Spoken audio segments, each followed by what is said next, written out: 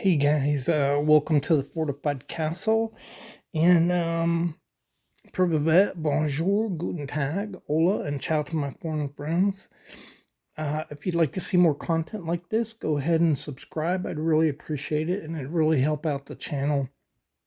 Also, guys, I just wanted to mention, um, yeah, responding to these videos. If you enjoy the videos, a like, a comment, or subscribing affects the algorithm. And so when you don't get those things, they'll just bury the video. And so content like this will be harder for you to find. So if you want to keep me in business here and you want to see more of these videos easier and more often, do one of those things: like it, share it, subscribe, or make a comment in a video. It really helps the channel out. So today we're going to be talking about patterns. And when I talk about patterns, I'm talking about the National Knife Collectors Association designation of patterns for traditional knives. So this knife here is a regular jack, and a regular jack is a pattern. It doesn't really matter.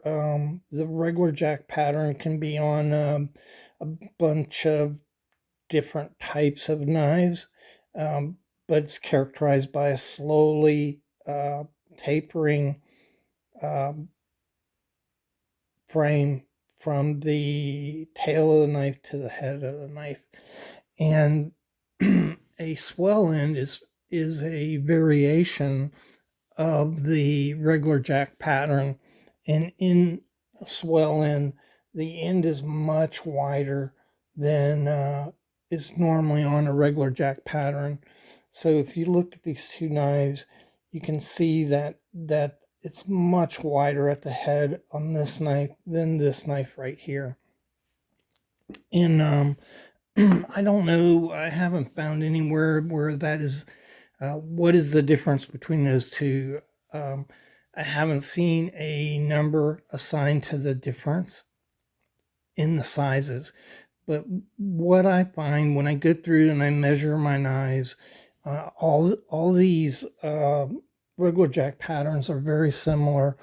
The sizes of the knives may be different, but proportionately, the width difference between the tail end of the knife and the head end of the knife is all the same. All of these, regardless of how they look a little differently, is about a quarter of an inch difference between the head end and the tail end of the knife. And so when you start going up from that, on this knife here, this kind of looks like a swell end knife, and you might be tempted to call that a swell end knife. It's definitely wider than this knife right here, but this is where I draw the dividing line. And this knife is 3/16 of an inch wider here than it is here. And for me, that's the dividing line. When you go up from that, and you can clearly see this is much wider than this end right here, this is a quarter inch wider. And on this knife right here, even though this is wider at the tail end of the knife than normal, it's still much wider here. And so this is definitely a swell end jack.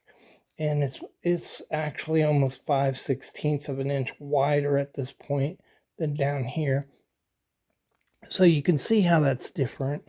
This knife right here is 3/16 of an inch wider than this.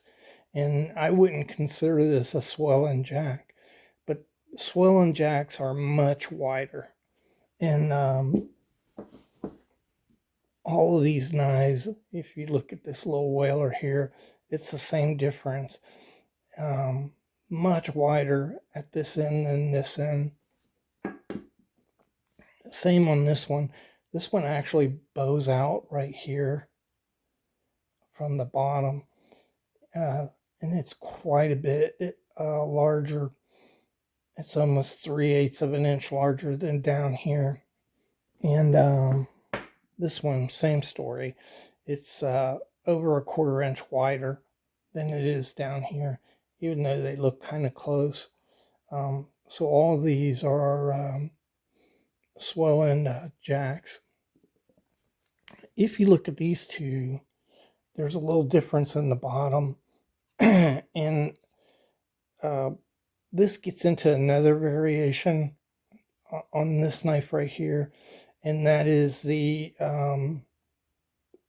teardrop or candle end tipped swell end jack. And I think this, most people would consider this a teardrop or candle end tipped swell end jack. And you can see the difference as you go through all of these. It's a little more pointed. So I think as far as teardrop swell ends are concerned, this is pretty mild right here.